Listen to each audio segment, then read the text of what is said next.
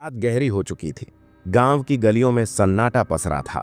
सिर्फ कहीं दूर से कुत्तों के भौंकने और झींगुरों की आवाजें सुनाई दे रही थीं। गली के मोड़ पर बनी एक छोटी सी चाय की दुकान कांपती हुई लालटेन की पीली रोशनी में जगमगा रही थी। लकड़ी की बेंच पर दो आदमी बैठे थे। शिवा, तूने कभी उस पुराने पीपल के पेड़ के नीचे रात में रुक कर देखा है? लोग कहते हैं कि वहां सफेद साड़ी वाली औरत दिखती है।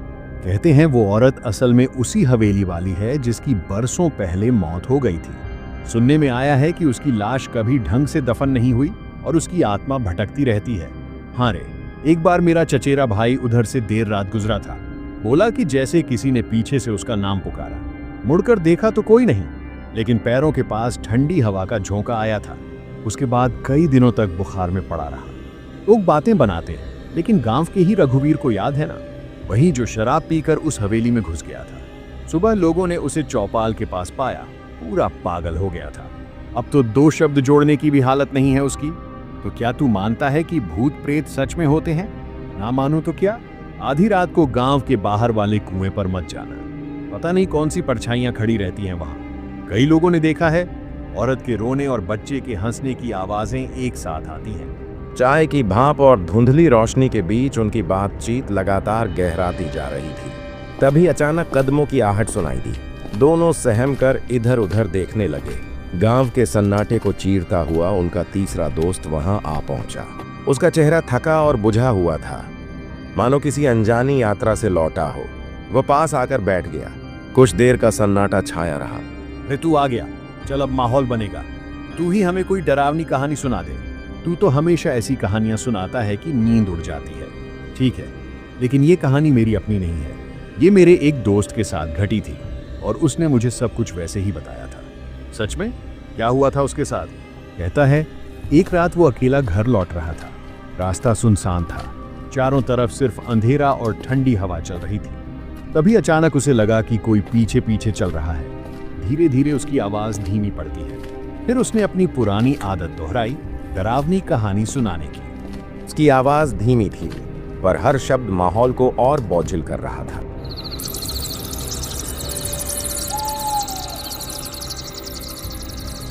उत्तर प्रदेश के घने जंगलों से घिरा एक गांव है, नाम है भैरवपुर। दिन में यह गांव साधारण लगता है। खेतों में काम करते किसान, चौपाल पर बैठे बुजुर्ग, कच्ची गलियों में दौड़ते बच्चे।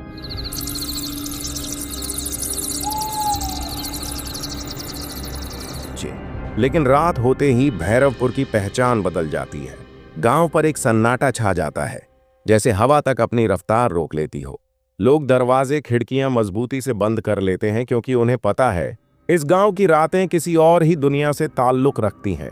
कहते हैं, बरसों पहले इस गांव में एक ऐसी घटना हुई थी जिसका जिक्र आज भी फुसफुसाकर किया जाता है।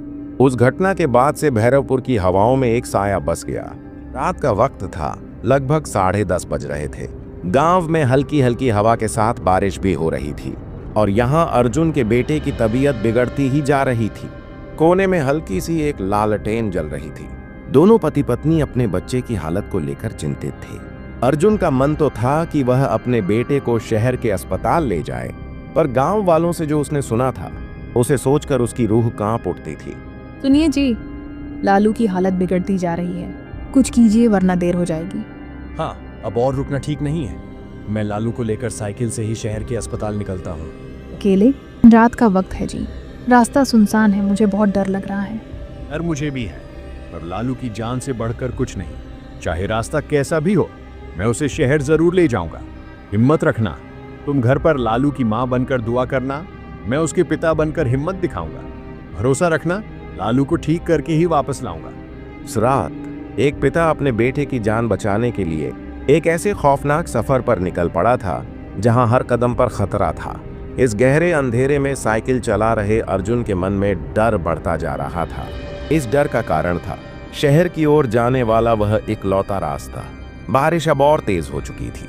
बूंदें उसके चेहरे पर पड़कर जैसे बार बार चेतावनी दे रही थीं, पर उसके पास ठहरने का वक्त नहीं था। लालू की सांसें भारी हो रही थीं और हर पल उसके हाथ से फिसलता जा रहा था। रास्ता सुनसान था। दूर दूर तक सिवाय काले अंधेरे और बारिश की आवाज के कुछ नहीं था। ये वही रास्ता था जिसके बारे में गांव में कई कहानियां सुनी जाती थीं।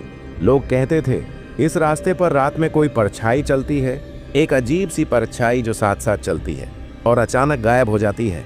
सफर अभी लंबा था, इसलिए अर्जुन अपनी साइकिल तेज चला रहा था ताकि जल्दी शहर पहुंच सके। पर तभी बारिश रुक गई। थोड़ी दूर आगे जाने पर अर्जुन को रास्ते में एक औरत बैठी नजर आई। उसे देखकर अर्जुन को आश्चर्य हुआ। इतनी रात को कोई औरत यहाँ क्या कर रही है? बेटा जरा रुक जा, ये टोकरी भारी है, मेरे बूढ़े हाथ कांपते हैं, उठा नहीं पा रही। अम्मा, मेरा लालू बीमार है, मुझे जल्दी शहर पहुंचना है, वरना उसकी हालत और बिगड़ जाएगी। माफ करना अम्मा, अभी मेरे पास जरा भी वक्त नहीं है। अरे तू तो नेक लड़का लगता है बेटा, मेरी मदद कर दे, तेरे सिर पर दुआ रहेगी। ठीक है अम्मा, आप अकेली हैं इतनी रात को? अच्छा बताइए कहाँ रखना है टोकरी, मैं उठा देता हूँ। अर्जुन टोकरी उठाने की कोशिश कर ही रहा था, तभी उसने देखा वहां तो कोई है ही नहीं। उसका दिल जोर जोर से धड़कने लगा। हे भगवान, ये मैंने क्या देखा? अभी तो यहीं खड़ी थी अम्मा, फिर अचानक कहाँ गई? नहीं नहीं, ये जगह ठीक नहीं है। डर और बेचैनी उसके चेहरे पर साफ झलक रही थी। वह तेजी से साइकिल पर चढ़ा और अंधेरे रास्ते में भागने लगा, लेकिन किस्मत जैसे उसका साथ छोड़ चुकी थी। मुझे यहाँ से निकलना होगा, लालू की हालत और बिगड़ रही है, जल्दी शहर पहुंचना है। अचानक उसकी पुरानी साइकिल की